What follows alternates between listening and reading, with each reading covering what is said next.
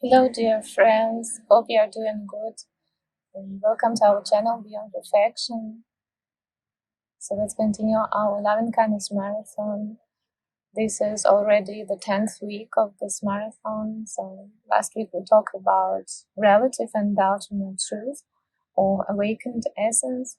Today we'll talk about the pure nature of your mind and try to compare it with the purity of water. So first, let's remember what is self-love and kindness.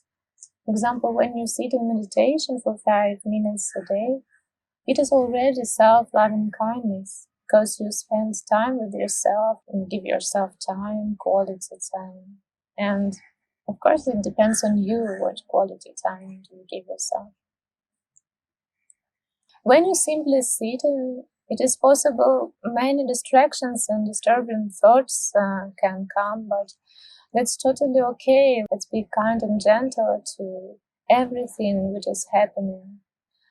Let those thoughts arise. It may be felt like suffering, but everyone experiences sufferings anyway.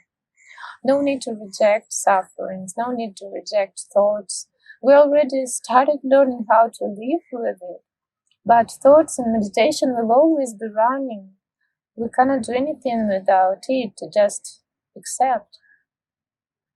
We just need to be in the present moment and don't judge, don't push or pull, but be aware and be the witness of those thoughts that they are appearing and disappearing. You are your self-awareness. You are the witness. For all the 24 hours, awareness never leaves you. It is not the subject nor object, but interesting thing is that this awareness never suffers. Your true you is not suffering. Your true you is not your past or future. Your true you is not your pain. It is not your name. It is not your body. So do you remember about the sixth consciousness from the last week we talked about? The sixth consciousness, the mind.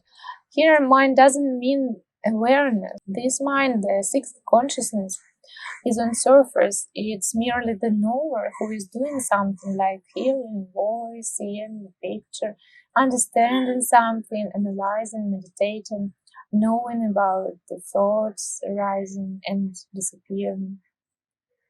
This is not the awareness which has no limit at all. Mostly people when start meditating, they feel some kind of aversion towards their own thoughts because they get distracted in meditation when mind wanders again and again. People mostly judge themselves. Surely when the mind is lost, when you are trapped into the thoughts, when you are not in the present moment, it is natural reaction to feel discomfort, that anything doesn't go smoothly. Like you said for meditation, but you can't.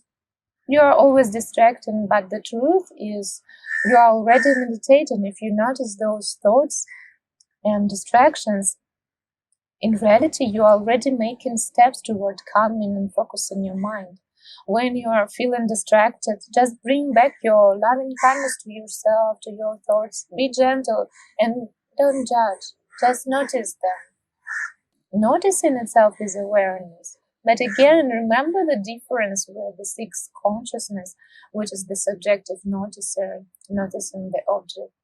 When you get lost in the thoughts, the awareness is also here. The awareness is being aware of itself. Without awareness, it's impossible to wander, although it is different. But the sixth consciousness gets more aware. The sixth consciousness is connecting with the awareness. It comes closer to it. So wandering in meditation is not bad. Just ask yourself, am I noticing? It is better to notice 100 times in 1 minute than not noticing at all and stay always ignorant. Now let's talk about the practice of loving kindness. How to always maintain it. For maintaining it, we just need to train ourselves regularly and persistently. Make this training pleasant, like a desert in a menu.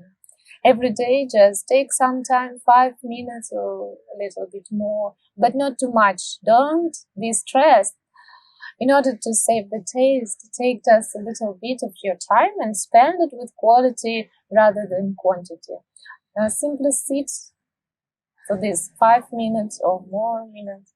No matter if your meditation is good or bad, just find some space and make it daily habit of sitting and doing just nothing. This is creating time and space for yourself. This is already self-loving kindness. When the thoughts arise, your task is not to judge them. Don't try to control them. Just let them come as they are. Don't try to get rid of them and don't attach to them. Now here is the important moment. Don't identify with these thoughts. Don't identify with any emotion or sensation arising. Just be aware like the space when in the sky clouds come or the sun or moon come, when the sunset or sunrise happen. The space is just there every day and every night.